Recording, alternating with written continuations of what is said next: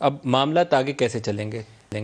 اتنی پولرائزیشن نہیں ہونی چاہیے کہ ہم ایک دوسرے کے اوپر کفر کے فتوے اور غداری کے فتوے لگا دیں. دیکھیے ویل تو آپ نے بہت ساری باتیں کر دی, بہت ضروری ہے. دیکھیے ندیم صاحب, آپ اپنے سارے پروگرام کو مفروضوں کے اوپر آگے بڑھا رہے ہیں. معذرت کے ساتھ آپ کا بہت احترام کرتے ہیں, آپ بڑے سینئر جرنلسٹ ہیں اور میں آپ کا ذاتی طور پر بہت احترام کرتی ہوں, لیکن آپ اپنے پروگرام کو مفروضوں پہ آگے چڑھا رہے ہیں کہ ان الیکٹڈ ایڈوائزر ہے, اس کا نام نہیں لے رہے, اس نے یہ وزیر اعظم کو ایڈوائز کیا.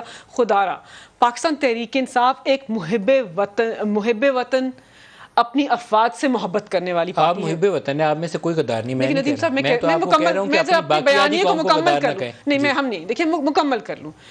پاکستان تحریک انصاف کے اندر اور فوج کے سپہ سالار یا افواج پاکستان یا مسلح افواج کے اداروں کے اندر اس قسم کی جو تفریق پھیلائی جا رہی ہے, آئی تھنک وہ ٹھیک نہیں ہے, وہ بالکل ٹھیک نہیں. ندیم صاحب دیکھیں اس کے اندر کوئی صداقت نہیں. مکمل کر میں جو خبر دے رہا ہوں ندیم صاحب اس میں صداقت نہیں ہے. آپ نے اس کو ڈینائی کرنا آپ نے کہہ دیا, میں جواب میں اپنی خبر پہ سٹینڈ کرتا ہوں. ٹھیک ہے, اور میں کہتی ہوں کہ اس میں کوئی صداقت نہیں ہے. ویل انویسٹیگیٹڈ ہے اور ویل ڈاکومنٹڈ ہے. اس میں کوئی صداقت نہیں. میں پاکستان آپ کی ٹاک شو پہ کہہ رہی ہوں. اس کے علاوہ جہاں تک ہیٹ کیمپین کی بات ہے ندیم صاحب, آپ مطالعہ کر لیجئے پاکستان تحریک انصاف کے آفیشیل سوشل میڈیا اکاؤنٹس کا.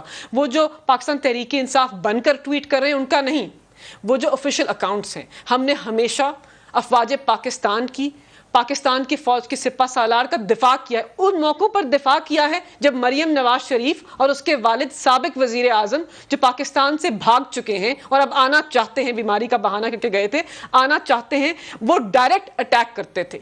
یہ جو وردی ہے اور جو باتیں مریم نے کی وردی کے بارے میں, غنڈہ گردی کے بارے میں, دہشت گردی کے بارے میں, کوئی بھی پاکستانی جرت نہیں کر سکتا اور ایسا دل نہیں رکھتا کہ اپنی افواج کے بارے میں ایسی گھٹیا باتیں کرے. مریم کی باتیں آن ریکارڈ ہیں. اس کے علاوہ انہوں نے اپنی پوری پارٹی سے ایک تحریک چلوائی آئینی اداروں کے خلاف. ہم وہ پارٹی نہیں ہے ندیم صاحب, بارہا اس کی وضاحت